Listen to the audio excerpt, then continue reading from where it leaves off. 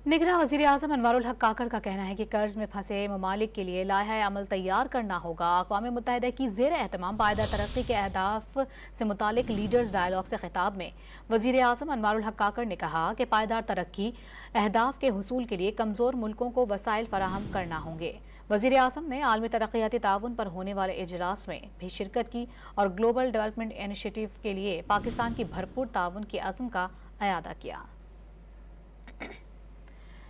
निगरां वज़ीर-ए-आज़म अनवारुल हक काकड़ का कहना है कि कर्ज में फंसे ममालिक के लिए लाइहा अमल तैयार करना ज़रूरी है। अक़वाम मुत्तहिदा के ज़ेर एहतमाम पायदार तरक्की के अहदाफ से मुतालिक लीडर्स डायलॉग से खिताब में वज़ीर-ए-आज़म अनवारुल हक काकड़ ने कहा कि पायदार तरक्की के अहदाफ के हुसूल के लिए कमज़ोर मुल्कों को वसाइल फराहम करने की अशद ज़रूरत है।